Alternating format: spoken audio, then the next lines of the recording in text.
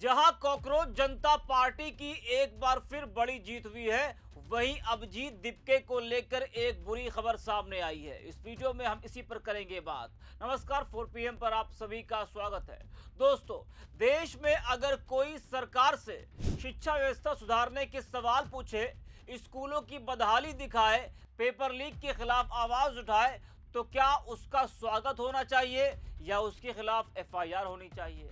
क्योंकि कॉकरोच जनता पार्टी यानी CJP पिछले कुछ महीनों से लगातार शिक्षा व्यवस्था के मुद्दे उठा रही है और जहां जहां उसने आवाज उठाई वहां सरकारों को जवाब देना पड़ा और कहीं कहीं सरकार को झुकना तक पड़ गया। जंतर मंतर से लेकर अलग अलग राज्यों तक CJP ने पेपर लीक, सरकारी स्कूलों की बदहाली और छात्रों की समस्याओं को लेकर प्रदर्शन किया। अब इसी कड़ी में राजस्थान का मामला आप देख लीजिए। जयपुर के बगरू में एक सरकारी स्कूल की हालत ऐसी थी कि राजस्थान की BJP सरकार बुरी तरह गिर गई थी और उसकी खूब फजीहत हो रही थी।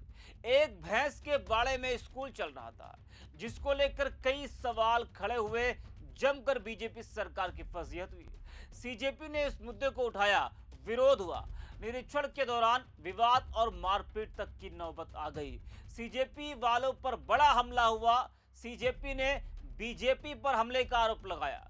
गलती सिर्फ इतनी थी कि कॉकरोच जनता पार्टी ने BJP सरकार की पोल खोलकर रख दी थी, जिसके बाद अभिजीत दीपके ने भी BJP सरकार को अल्टीमेटम दिया था कि 48 घंटे में स्कूल नहीं ठीक हुआ तो वो खुद जयपुर जाकर स्कूल के सामने प्रदर्शन करेंगे। इसके बाद आखिरकार राजस्थान की BJP सरकार को झुकना ही पड़ा और सरकार की तरफ से वहां नए भवन की घोषणा कर दी गई। यानी जो बच्चे भैंस के तबेले में पढ़ रहे थे वो अब एक साफ सुथरी इमारत में पढ़ेंगे। जी हाँ, जिस जयपुर के बगरू में तबेले में चल रहे स्कूल को लेकर बवाल मचा हुआ था, आखिरकार मुख्यमंत्री भजनलाल शर्मा को झुकना ही पड़ गया। भजनलाल शर्मा ने जर्जर भवन के लिए नए भवन की घोषणा कर दी। 18 लाख रुपए की लागत से अब 1 सितंबर से रामपुरा के कंवरपुरा राजकीय स्कूल के नए भवन का निर्माण कार्य शुरू होगा। फिलहाल के लिए उस सरकारी स्कूल को अस्थायी तौर पर एक मकान में शिफ्ट किया गया है। अब BJP के इस फैसले के बाद CJP की और बच्चों की ये बड़ी जीत मानी जा रही है और इसको लेकर CJP प्रवक्ता आशुतोष रांका ने मुख्यमंत्री का धन्यवाद किया। उन्होंने कहा कि यही तो हमारी डिमांड थी। आशुतोष रांका ने कहा कि मुख्यमंत्री ने 1 सितंबर से नया स्कूल भवन बनाने की घोषणा की है, हम यही तो चाहते थे। उन्होंने मुख्यमंत्री का धन्यवाद करते हुए कहा कि हम राजस्थान में कोई वोट मांगने नहीं आए, हम चाहते हैं कि स्कूल ठीक हो। इसके साथ उन्होंने यह भी चेतावनी दी कि हम पर जो हमला हुआ है, इस घटना की निष्पक्ष जांच की जाए। इस मामले में जो भी दोषी हो उन पर कार्रवाई हो, चाहे हम ही अगर इस मामले में दोषी हैं तो हमें भी गिरफ्तार किया जाए। जी हाँ, तो अब जिस तरह से राजस्थान की BJP सरकार को CJP के आगे झुकना पड़ा, तो सवाल उठाने से अगर स्कूल की हालत सुधरती है तो सवाल पूछना गलत कैसे हो गया।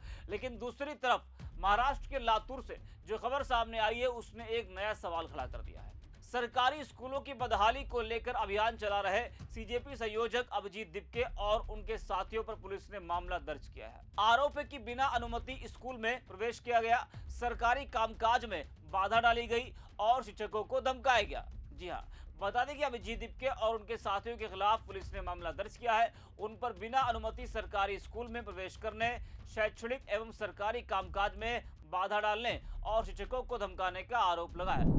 महाराष्ट्र के औसा थाने में जिला परिषद उर्दू स्कूल की शिक्षिका की शिकायत पर प्राथमिकी दर्ज की गई है। दीपके इन दिनों लातूर जिले के विभिन्न सरकारी स्कूलों को दौरा कर वहां की समस्याओं को सामने लाने के लिए CJP का स्कूल ठीक करो अभियान चला रहे हैं और इसी क्रम में औसा के निकट जावली स्थित जिला परिषद उर्दू स्कूल में कथित तौर पर यह घटना हुई। शिकायत के अनुसार दीपके अपने साथियों के साथ बिना अनुमति स्कूल परिसर में दाखिल हुए और विद्यार्थियों के बीच बैठकर उनसे विभिन्न सवाल पूछने लगे। इससे स्कूल के शैक्षणिक कार्य और सरकारी कामकाज में व्यवधान उत्पन्न हुआ। आरोप है कि दीपके ने इस पूरी कार्रवाई का वीडियो भी बनाया और बाद में उसे सोशल मीडिया पर साझा किया। बैग कहाँ पर बाकी लोगों की? हाँ, ये तो स्कूल तो है ना तुम्हारे स्कूल में, ये तुम्हारा स्कूल नहीं है।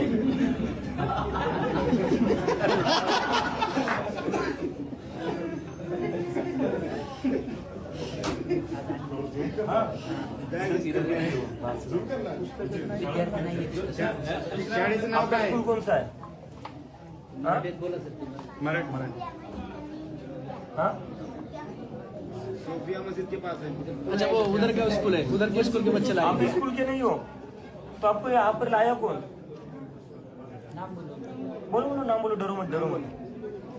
कौन लाया? बोलो, चॉकलेट चाहिए ना सबको? हो गया कि सरकारी स्कूल में इतनी चमकती हुई प्लेट कब से मिलने लग गई, तो मुझे बताया गया कि ये प्लेट आज ही लाई गई है क्योंकि इनको पता था विजिट होने वाली है। लेकिन मैं खुश था कि कोई बात नहीं, विजिट की वजह से अच्छी प्लेट तो मिल गई।